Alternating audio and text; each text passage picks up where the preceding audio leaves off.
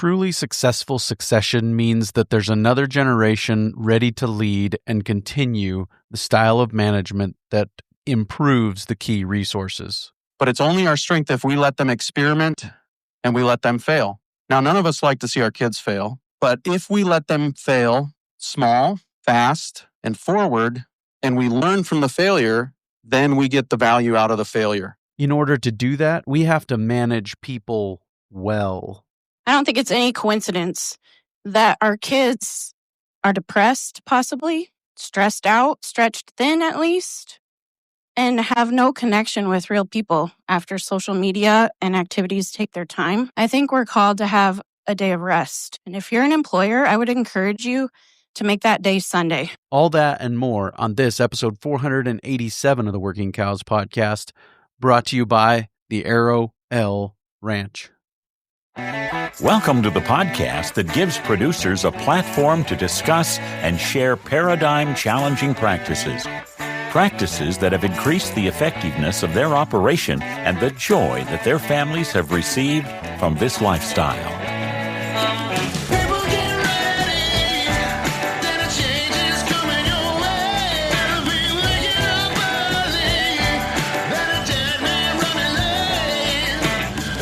Howdy, everybody. It's Clay Connery, host of the Working Cows podcast. Very excited to share with you today a talk that my family, my whole family, all six of us, got up on the stage at the recent North Dakota Association of Soil Conservation Districts annual meeting, and we shared a talk about things that we love and about how do we actually manage in such a way that the improvements we've made and the key resources can be continued after we're gone. And that's kind of the crux of this talk. And it was really just a special opportunity to get up there with everybody in the Connery family, at least the Clay Connery family, and share this talk. So look forward to sharing that with you. But first, I want to just remind you that there is a survey going on currently. There will be a link in the show notes page for today. And if you go and take that survey and just tell me about what you like that we do here at the podcast, and you can share some negative feedback too. It's always welcome. And also, it will enter you into a giveaway, limited edition hats and mugs, as well as new hats that we just cranked out. And Bondsma's Man Must Measure is in the grand prize offering. And then there will be also other lower prizes of the new hats and some mugs that will go out to other people. So find that link in the show notes page for today. Go take that survey. And now here's my talk. And now here's our talk from the North Dakota Association of Soil Conservation Districts. Well, it's an honor and a privilege to be here. My story is a little different. I didn't grow up loving agriculture. I grew up in agriculture, but I didn't grow up loving agriculture. And so I had other interests, other passions, other things that caught my attention. And so I am always a little intimidated when I get asked to come and speak at things like this, because some of you and some of your children have been carpet farming since before they could walk.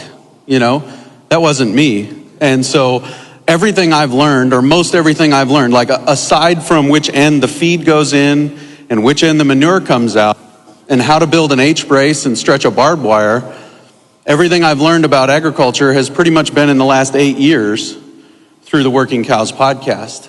And so I decided, you know what? Let's hear from my kids about their perspective and about what they think about agriculture, what they love about where we live, and about how they think about how we approach agriculture. And so I'm going to have them introduce themselves, and we're going to start off by them telling us about what they love, what's their favorite thing about where we live.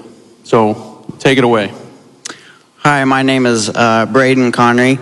I'm 17 years old, and my favorite thing about living where we live would be the ability to ride horses on our own ranch and help people brand in the spring, and as well as being able to help others do fall work whether that be fall shots or shipping calves.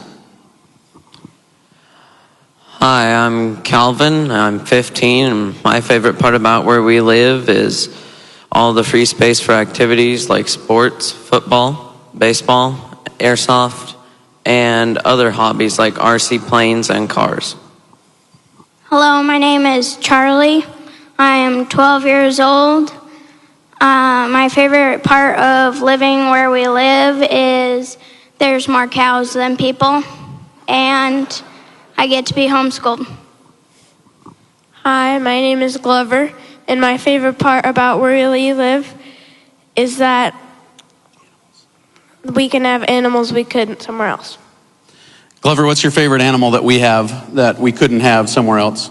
Our big yellow dog, Tonka. Yep, very good. Yeah, go ahead. You can pass it to Charlie. Charlie, what's your favorite animal that we have? My horses, Lefty and Lucy. I purchased them a few months ago, and in Kansas, we went down there and picked them up and brought them back to South Dakota. How'd you come up with the name Lefty and Lucy? Because I am left-handed, and Lefty Lucy, righty-tighty. Left-handed, but in her right mind, right, Daryl? That's right. Calvin, what's your favorite animal? Our big yellow dog, Tonka, he is half Pyrenees and... Is that working? Yep. Half Pyrenees, half mountain Burmese. Yep. Braden? My favorite animal that we have would be my horse that I just recently purchased, Juanita Jean. I got her name from both great-grandmothers on both sides, so. His great-grandmother on his mom's side was named as Juanita, and his great-grandmother on my side is Jean, and that's where Glover gets his name. My great-grandmother's maiden name was Glover. So what's your least favorite part about ranching the way we do? My least favorite part about the way we ranch would be building polywire fence. Net electric fencing. Polywire fencing. Net electric fencing. Are you noticing a pattern here, right? Does this trigger anybody? I should have put a trigger warning on this picture, right? Anybody else get starting to hive out a little bit, right? Yeah. So, understandable. Don't blame them. Glover, what do you want to do when you grow up? Farm like we do. Riding horses and moving cows. Charlie? Be a brand inspector or a veterinarian. Yep. Mechanic or maybe some piloting. When I move out, I'd like to do a little bit of sell-by marketing and be able to manage grass, money, and most importantly, people well. What are some of the, some of the things that you've learned working in our neighborhood specifically about people management? I definitely think that a lot of the ranchers that I've worked for could maybe work on communication. I think communication is one of the biggest things while working on a ranch, whether you're the employer or the employee.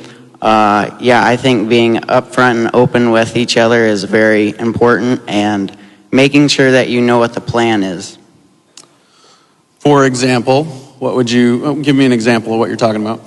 Okay, for example, if I wanted to go to a dance in the weekend or any other activity, I need to go and talk to the head of the ranch and just be upfront and honest with him. Can I leave at this specific time and go to a dance this weekend?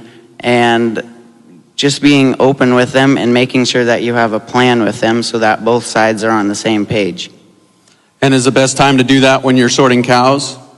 Definitely not. That is not the right time. I would do it when you're around the table eating lunch, and when everybody's calm and you can talk about things and they're thinking clearly, both sides are thinking clearly, and everybody knows what's going on. But we're always calm when we work cows at our house, right? Not always. We try to be, but yeah. when my wife takes me aside and reminds me, we've got all day to do this. That's when we're calm. So she's the best stockman on the place, and she reminds me frequently, we've got all day to do this, and when we approach it with that mindset, it usually goes a little better, right? Yep. What's your favorite plant and or insect? My favorite plant would be the big blue stem plant. It's a lot of fun riding through our ranch and being able to see that big blue stem more and more every year. And my favorite insect would probably be the dung beetle. It's fun to see them. My favorite insect as well would probably be the dung beetle. I like sagebrush because it's good for your sheep. They like it. Why else do you like sagebrush? Because it smells good. My favorite insect is the dung beetle. Yeah, there's one right there. That was an exciting day at our place. Seeing rollers for the first time is something that we got excited about. And it's kind of interesting that we didn't prompt this. We did have this video and put it in there, but we didn't prompt any of their responses to these questions. We just wanted them to give us their honest answers. And so they all said, we don't like polywire fencing, right? Honest answer, great. And they all came up with the dung beetle on their own, and Miranda, one of the most valuable things on our ranch is her camera. We've decided after putting this talk together, she just went back through her camera and dug that video out, and this is how we roll on our ranch. We get excited about bugs and what they're doing for us because they work for free, and they do it all day, every day without asking for anything other than room and board. And if we provide room and board for them, they show up and they work, and they never ask to go to a dance. They never ask to go on vacation. They work until they die, right? That's a great employee, right? So we love the insects and what they're doing for us when a lot of times while we're sleeping. So would you help me thank my kids for helping us out today? Let's take a quick break and hear a word from our sponsor today, the Arrow L Ranch. Arrow L Ranch offers a unique option for those looking for bulls that are developed in a forage-centric operation. Their February 8th online sale with DV Auction will feature coming 2-year-old multi-breed composite bulls that are developed on grass and forage. The bulls come with a 4-year warranty and offer the simplest crossbreeding solution available. If you want to easily leverage the power of heterosis in your cow herd and add marketing flexibility to your calves, find the Arrow L Ranch sale page on DV Auction closing February 8th. You might have noticed a couple of common themes, and we'll talk about both of the common themes in what my kids shared with you about what they love and what they don't love. And to help me talk about some of those, one of those common themes, I've asked my wife to come up and share some lessons from the head of ranch security. Who's the head of ranch security? It's not me. Good morning, North Dakota. I want to say thank you first for having us, and it is certainly nice to come to a state where you're not blamed for bringing the cold. We're warmer at home than you are today. So, thank you. And thank you to Clay for letting us tag along. I don't know if you realize, but it's not less work to bring your kids and wife along on your speaking gigs. So, thank you. Yeah, a little background before we jump into head of ranch security. I grew up on my grandpa's retirement cow-calf operation, and so I grew up in ag also, but I never thought that I would come back to it. My dad's generation is still on that property, and it was never encouraged to come back to it, which is fine. It's still being used, but I never thought I'd come back to ag. So it wasn't until we were in our late 20s, maybe 30, that work demanded that Clay go back to his folks' ranch. And so there we were, the hired hand. And here's where I have to thank my father-in-law, because we were looking at big ranches to purchase. And by the grace of God, we didn't. He said, "You two should go to school." Okay, well, I'm married to a lifelong learner. Here's a tip: you never marry someone that's the same as you, right? So I'm like, oh, go back to school? Okay.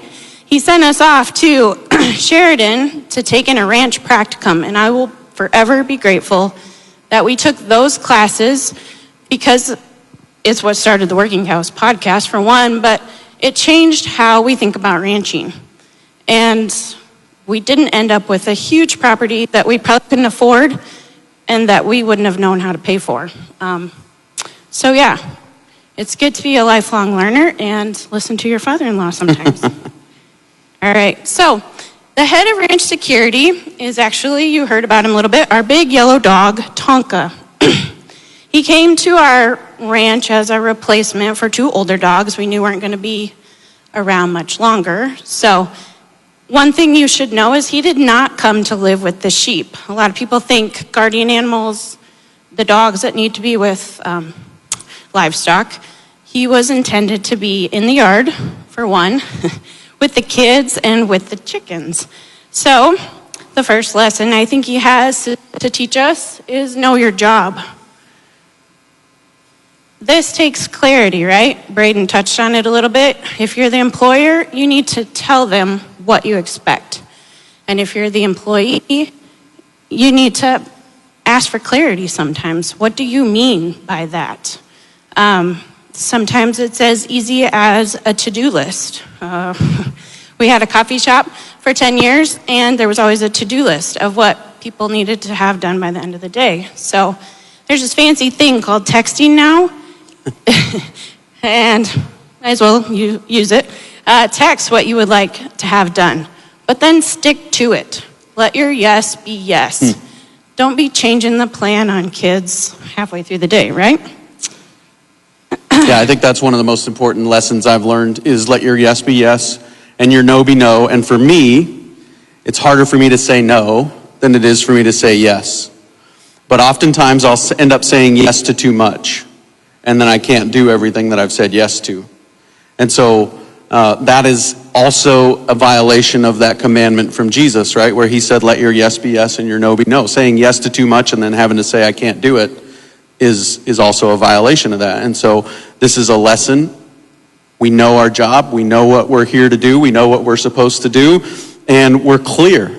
We're clear with ourselves about what we're here to do. We're clear with those who are working with us about what we're here to do. And when everybody knows what we're here to do, we get more done. So Tonka knows his job. Tonka definitely knows his job. If you look at these pictures, here he is just surveying, keeping track of his kids. Now, a little side note about these pictures is ranch kids love it when it finally rains and the dams fill up. Free entertainment. Here he is again. He's only about 4 to 6 months in this picture where he's laying down to the side. And that's really when I started to notice every picture I took, Tonka was somewhere in the foreground or background. And there he's just getting some love. The next thing I think we should know from Tonka is be a safe place to land. Now, I'm going to ask for you to participate a tiny bit. Raise your hand if you work with family. Yeah. Yep. Sometimes that safe place to land is for a family member, okay? Remember, you are running a business, yes, and handshakes are important in business deals, right? But sometimes you need a safe place to land for your family, and they need to be family first. Here you go. It's an unlikely friendship. How many of you have come across an unlikely friendship in your life? Raise your hand. Yeah, sometimes we aren't looking for it, right? Well, my mom always says, you should send those pictures in because that is something to see. If you can't see it on that picture on your right, there's actually a cat there. It just happens to be the same color as the dog, and it blends in really well. But there's a cat on him in every one of these pictures. It's just a quality they possess as a guardian animal. He just lets them lay there. So the snow picture, too, I would say it was like 20 below that day. And I tried to call him in, and he wouldn't come. So be that safe place for someone to land. Sometimes some of you in extension or working with conservation districts, you're going to be invited into people's homes, and sometimes you're going to hear more of the story than you asked for, okay? Be a safe ear for them, and just be compassionate. Agriculture is a hard business. I'll never forget, after the Atlas blizzard in 2013, October 4th and 5th of 2013, the Atlas blizzard, it stretched up a little bit into North Dakota, but kind of the bullseye of it was right where we live right now. And we weren't living there yet. We were still living in Belfouche at that time, and we were running a coffee shop. Had a little drive-through kiosk that people just drive through, get their coffee, and go.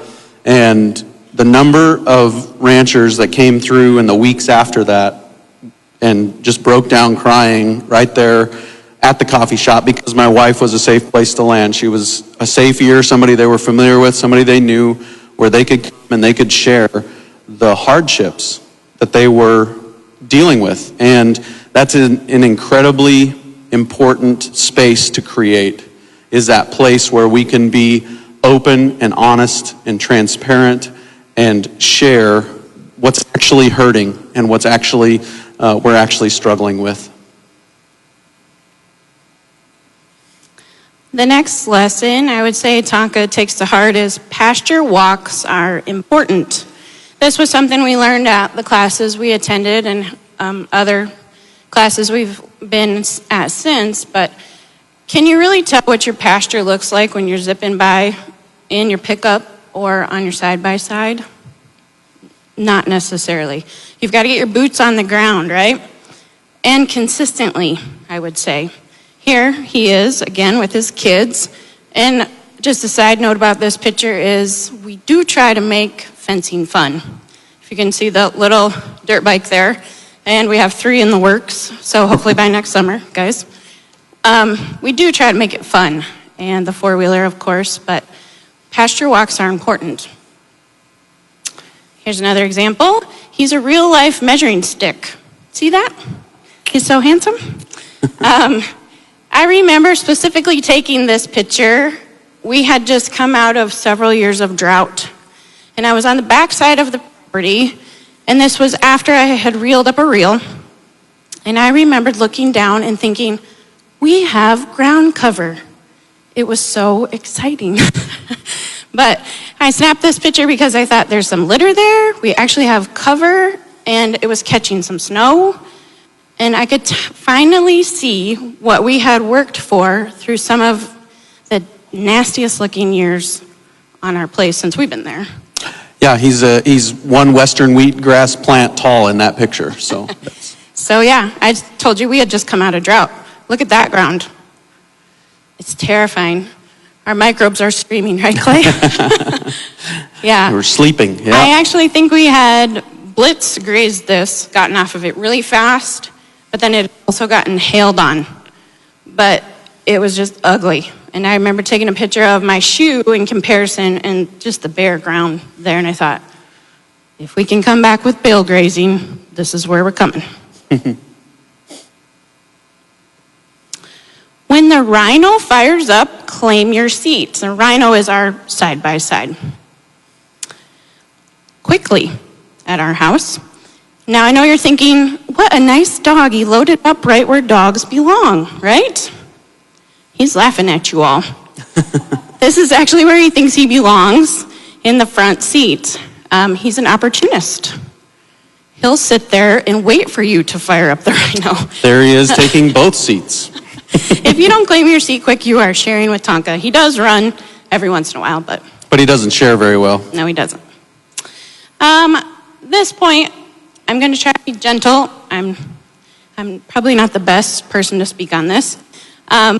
In our world, self-care has become a catchphrase, a word that people are really honing in on. And so I felt like Tonka probably has something to show us about that. He would maybe say, drink coffee every morning. We did sell our coffee shop and bought a very expensive coffee machine because when you live 70 miles from the nearest coffee shop, you might as well have good coffee. I will say that there is a picture of us drinking coffee with Tonka, but my wife said that we couldn't put it on the slideshow because it was pre-coffee and you shouldn't share pictures of yourself pre-caffeination, I guess. So. It is terrifying. My hair is wild, but his hair is worse. It's true. It's true. So find something you love. It doesn't have to be big. Tonka would also say butter, butter, and more butter. He has lots of nicknames, Honky Tonk, Honk, but his full name is actually Tonka Butterstick Connery, because I cannot tell you how many pounds of butter this dog has consumed. For example, Thanksgiving a couple of years ago, her cousin brought a pound of Kerrygold butter to Thanksgiving. And we set it out, everybody got their Thanksgiving roll buttered, and we left it there on the island, and we ate our Thanksgiving meal.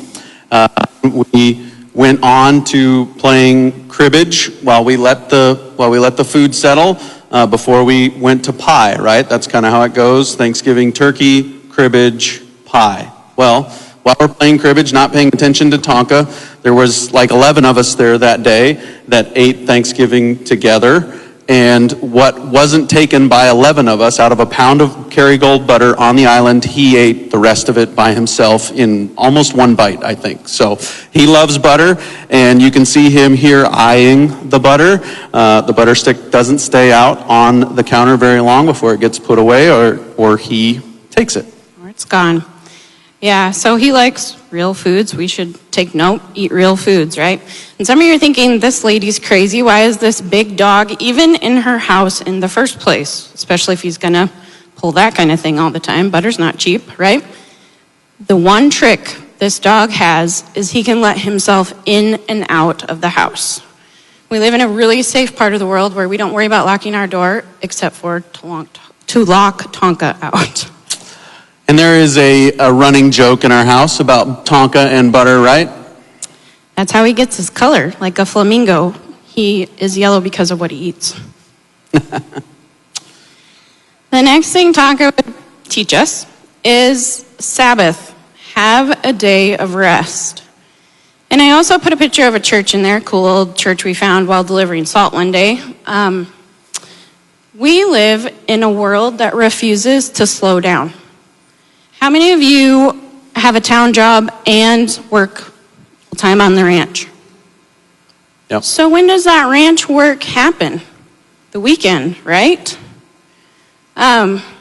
Or we sign our kids up for every activity under the sun and then wonder why we're exhausted. I think it's, like I said earlier, I'm not an expert on this. I don't think it's any coincidence that our kids are depressed, possibly, stressed out, stretched thin at least, and have no connection with real people after social media and activities take their time. I think we're called to have a day of rest. And if you're an employer, I would encourage you to make that day Sunday. So if your people choose to worship at a local church, they can. So another show of hands, if you would. How many of you are encouraged after you leave a gathering like this that you're on track maybe, that somebody else is doing what you're doing? Anybody? Get kind of lonely, right? Out there doing what you're doing, and then you come to a room like this and there's a couple hundred other people who are thinking the way you are and maybe further down the road than you are, and they're doing things that, oh man, that's a good idea. We should start trying that on our place, right? That's powerful. I would dare to challenge that is what church does for us spiritually. Sunday is the day that you recharge, that you get around like-minded people, and you can face your week a little more refreshed and not so lonely maybe. So we ask the kids what they want to be when they grow up. Who do we want to be when we grow up? David and Janet? Yes, David and Janet. We want to be David and Janet when we grow up. They are 84 and 81, I think, and they drive the 90 miles into Rapid City every Thursday to go dance at the senior center and take care of all their other town duties that day. Been married 60 plus years, and they are young and spry, and it's always good to have people like that to look up to, people who are in the next stage of life ahead of you and say, hey, I want to be like that when I grow up. We also have an acronym at our house for Sundays. What is Sunday? Saints Day. Saint. Sunday is the day where the saints gather, right? You know what saint stands for, right? Sunday afternoon is nap time. That's what saint stands for. I'm going to go ahead and read just one verse here before I transition to the last thing. It's out of Matthew 22, verse starting in, I lose it for you. 36? 37, I think. Yep. I'll start in 36. It says, "Teacher, which is the great commandment in the law?" And he said to him, "You shall love the Lord your God with all your heart and with all of your soul and with all of your mind. This is the great and first commandment. And the second is like it. You shall love your neighbor as yourself." Okay. So the last thing I feel like Tonka does well is loving his neighbor. And we can take note. Here's the bum pen. If you have bums, much to my husband's dismay. Hey now. I love bums.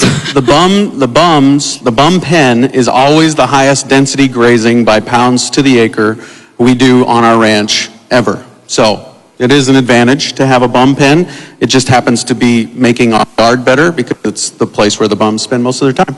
I don't like to feed a midnight bottle clear to the barn, so they're in the yard. My challenge, I guess, would be check in with your closest neighbors. Well, who are your closest neighbors? Who lives in your home with you? I think you have to start under your own roof. Check in with your spouse, your kids. Maybe you're still with your parents. Check in there first. Make sure that is healthy first. And then let that ripple. Here, Tonka's moved to the yard. Well, who's your next closest neighbors? And then the next picture, he's moved to the barn. Just let that keep rippling. And take care, though, of those closest to you. Because if you can't do that well, we really have no business stretching ourselves thinner. This is North Dakota, right? We're in Lutheran country. Maybe you've heard this joke about Lutheran Airlines. They're going to start their own airline and start flying Lutherans all over the country. And rows 1 through 3 are going to bring a Jell-O mold. Rows 4 through 6 are going to bring a hot dish. Rows 7 through 9 are going to bring the dessert, right? Well, I was talking to Phil yesterday, and he said that's not an accurate joke because if it was a Lutheran church, rows 1 through 3 would be empty. So I had no trouble finding an empty table up front, you all. So, like, kids, clear to the front. It's just like church. Go to the front. But the connection, that wasn't just a complete non sequitur. Martin Luther has a quote about a husband should love his, quote, closest neighbor, and that is his wife. And so we think about loving our neighbor as loving our neighbors, but our closest neighbors are those in our house. That's a great point. So I'm a practical Patty. Some of you are thinking, when I open my front door, it's my in-laws' house that are my closest neighbors. And that's not easy. And I understand that. But I would just challenge you to put forth the effort. We have had neighbors in the past that were labeled the neighborhood grouch, an older gentleman, and I took it upon myself to make sure that gentleman got cookies at every sporadic holiday that came along. And when you have delivery people as cute as I do, it's really easy to win over a grandpa guy. So sometimes it looks like a plate of cookies. It doesn't always have to be fixing fence, or it can just be a meal. If there's a new baby in the neighborhood, make sure you get that mom a meal. It doesn't have to be big things, just everyday life. And when we talk about that stress in that relationship with the in-laws and being our closest neighbors right out the front door, just across the driveway or the yard or whatever it is, this is where we circle back to what we talked about a couple of times already, clarity. It is, I believe, the older generation's job to give clarity to the next generation. But if that's not getting done, the next generation needs to ask for it. You just have to get uncomfortable, as it may be, and say, we need clarity. What's the plan here? Where are we going? How is this ranch going to be passed down? It's yours. You can pass it down however you want. But we want to know so that we can make a plan for the next 10, 15, 20, 30 years. Because that conversation shouldn't happen when the younger generation is 40 and really planning on retiring on that property. Shouldn't happen then. It should happen before that. So love your neighbors well. And I would also say that that falls under self-care, because every time I have set out to serve someone else, I am, in the end, the one who ends up being blessed. That's not what I set out to do, but that's what happens when you serve other people. And sometimes your neighbors need a hug. That goes back to if your neighbors are family. Business deals are sealed with a handshake, but the holidays, hugs should probably happen. So here Tonka is, giving everyone a hug. I will say that he doesn't give hugs unless asked to, thankfully, because he is all of 99 pounds every time we've weighed him. So he is head of ranch security. I will say he's currently doing his job. We left the coop door wide open. Nothing will be gone. We left the chicken door open. Nothing will be gone when we get home. So, yeah, if you at least smile, we did our job today. But thank you again for letting all of us flex our muscle of public speaking. But you just fulfill the homeschool requirement also. So, thank you.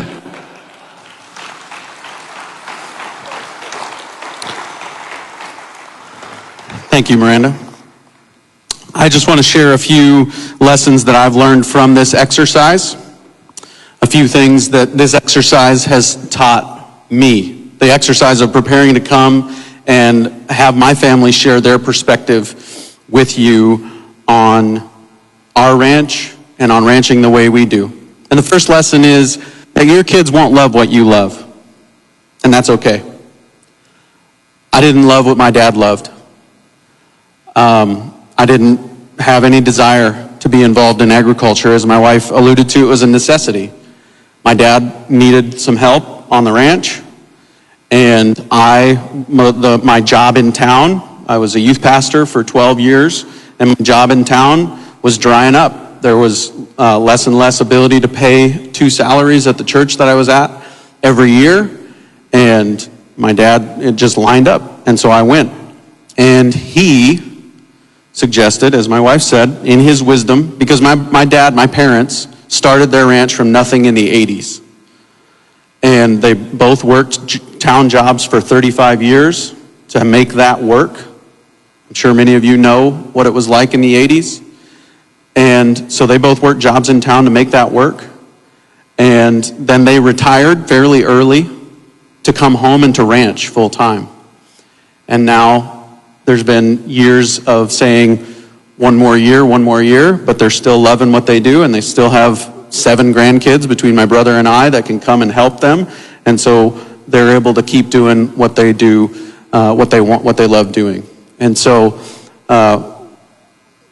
I came back to the ranch, and my dad, because he started from nothing in the 80s, because my parents started from nothing in the 80s, he's been a lifelong learner.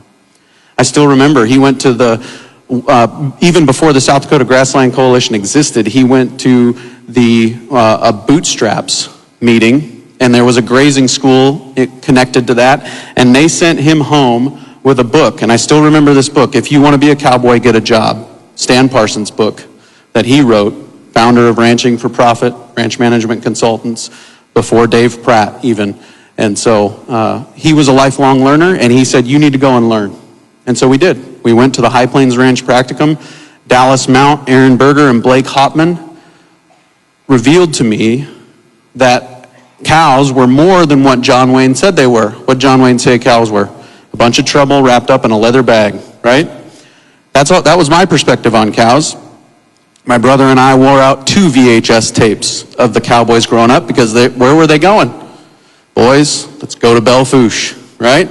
So that was right to our hometown, and man, we wore out 2 VHS tapes of that movie. Growing up one time in college, I took a picture of a frame. I was watching it on my laptop in my dorm room. I sent the frame to my brother, and he responded with the line that Slim Pickens was saying at that moment in the movie. So we love that movie, and we watched it all the time growing up. And so my dad was a lifelong learner, and he sent us to this High Plains Ranch Practicum, and it revealed to me that cows were more than just a bunch of trouble wrapped up in a leather bag. They were a tool for improving land. Actually, it's your strength that your kids don't love what you love. But it's only our strength if we let them experiment and we let them fail. Now, none of us like to see our kids fail. But if we let them fail small, fast, and forward, and we learn from the failure, then we get the value out of the failure. Success doesn't teach you as much as failure does, right? Because when you're successful, you're like, oh wow, I nailed that, and you move on, do it again. But failure, like, ouch, that hurt. Let me think about how we can do that better this time. I think I got another video here as an example. Not exactly what he intended, right? But hey, we let him practice in the snowbank. We didn't have him do it off of the trampoline, which he's almost perfected now, right? But we let him experiment, small, fast, and forward. Actually, I wasn't the one taking that video. It was his brother.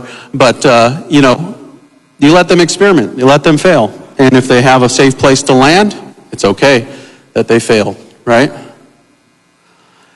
Every business has a C-suite. Every business has a group of people who are in charge of decision making and leading that business, right? They've got a CEO, a chief executive officer, a CFO, a chief financial officer, a COO, a chief operations officer, a CMO, a chief marketing officer, a CTO, chief technology officer. Everybody here, favorite thing in the world, technology? Raise your hand if technology is your favorite thing in the world. No hands up. Huh. So maybe we should find somebody else to be the chief technology officer at our ranch and entrust that to somebody else. CDO, chief data officer, right? Everybody loves spreadsheets. Whose favorite thing is a spreadsheet, right? We got one over here. Yes, you are the chief data officer at your operation, right? And the CIO, chief information officer, the CHRO, chief human resources officer, right? Big businesses have these things. And we might not be running big businesses, but if we aren't paying attention to the jobs that these positions do, then there's going to be that opportunity for frustration to come in. There's going to be that opportunity for people to be upset, people to get frustrated. And so we need to figure out how to bring these things into our operation, and it can be at a fractional level. It can be at a fractional level. Where this is my job 5 hours a week is to take care of the finances. This is my job 5 hours a week to take care of the operations. This is my job 20 hours a week to take care of the marketing. And I'm going to spend 20 hours a week working on marketing because that's what I love, that's what trips my trigger, and that's what will help us drive this ranch, this farm forward, right? And so we have businesses. We are business owners. Whether you like it or not, you are in a business. And if you are leaving some of these positions unfulfilled, then those jobs are undone, and that is going to be that source of friction in some cases. So we can bring on that next generation and say, hey, you like the data. Why don't you just keep an eye on those things, analyze the data, and let us know. You like the technology. I'll let you deal with the scale. I'll let you deal with the precision planting. I'll let you deal with the GPS system. You like it? It's yours, and here's the key. Give them authority. Don't micromanage. Give them authority. Let them have decision-making authority and power and say, you have the authority to make a decision and set the course of this area of the ranch. It will be with oversight, but you have the authority to make that decision. Another thing that I think is common for us is blame shifting, and it's a tale as old as time, right? What did God say when Adam and Eve fell? It says, what did Adam say in response to God's question? The wife you gave me. What did Eve say in response to God's question? It was the snake, right? It's the tale as old as time. We're always going to look to blame somebody else. I have a trigger warning for you on this next picture. How many of you have recently experienced drought? Recently experienced drought? Yes, right? So there's some drought pictures from our house. Drought will make you feel like an idiot. Rain will make you look like a genius. Neither one is probably true, right? And just recognize that. We're in a season. This picture here on the right with the sheep, we were moving them twice a day at that time. And that's what it looked like when they were coming off of it. That's why my kids don't like electric net fencing, because they lived through 2021 and 2022 at our house, where we had to move sheep twice a day in the summer just to keep it looking like that. And we didn't bring in any custom grazing cattle at that time, and we sold quite a few of the sheep. And we were down to just a few sheep left on the place, and that's still what it looked like. So this picture here on the left was right before we took the whole cow herd to Nebraska to run on somebody else's ranch for a while, because we weren't growing any grass, obviously. So the other thing that we're going to struggle with is credit shifting. We're going to want to take credit for things that we didn't actually accomplish, right? And as our culture has come to reject materialism is the idea that what you can touch, taste, see, feel, smell, and hear is all that truly exists. Anything beyond that is not actually real. I'm talking about the spiritual realm now. Our culture has started to see how empty that is and how much of a lie that is. And so there's this whole interest in spirituality now. And one of the things that's come along with that is this idea of the law of attraction, which isn't new, but it's gained in popularity, that I have the ability to manifest my destiny through my words, through my thoughts, through attracting wealth to me. That's not true either. That's not true either. Psalm 100 verse 3 says, "Know that the Lord, He is God. It is He who made us, and not we ourselves. We are His people and the sheep of His pasture." Every good thing we have in life is a gift from God. Whether we recognize it or not, every good thing we have in life is a gift from God.